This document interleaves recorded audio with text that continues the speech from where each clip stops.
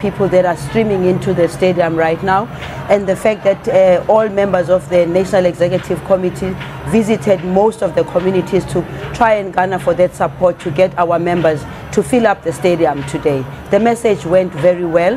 Firstly, the message to the members, but also to the public in general of the Western Cape.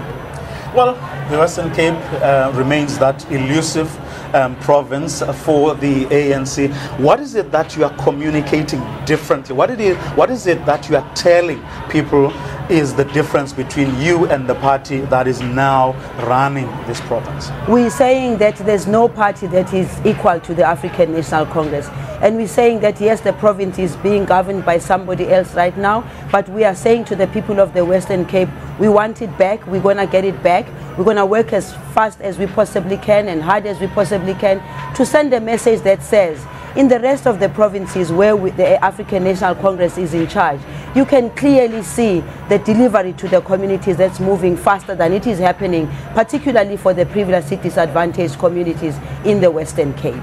What for you have been, what are the issues you're communicating as having been the stumbling blocks? In other words, those things that made it impossible for you to be the government in the Western Cape here? Well, first and foremost is the unity within the African National Congress itself, so that comrades are more focused on what needs to be done to garner that support from the people of the Western Cape. They need to be united and work towards ensuring that whatever message comes through as a message of the African National Congress and not messages of any individual, firstly. Secondly, we're also passing a message that says where we are not in charge, there is a delay in service delivery to those communities who are not in the city of Western Cape, because if you drive out of the Western Cape to the townships, you can see the difference between the people who live in town and the people who live in the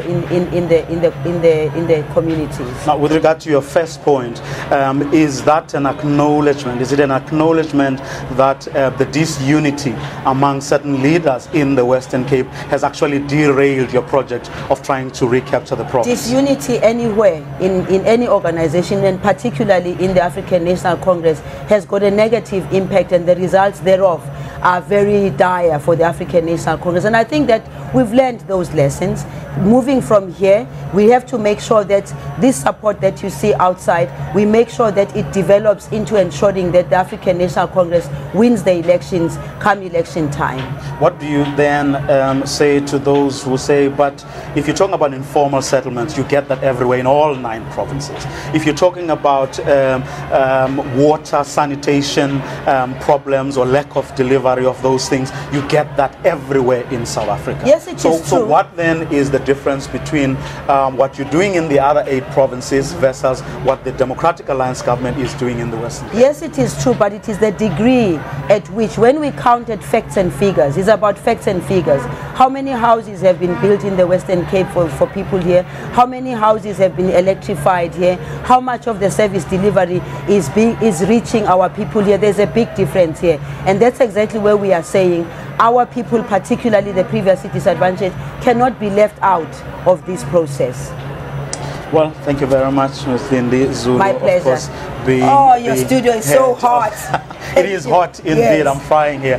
Well, okay. Lindiwe Zulu is, of course, the head of the ANC.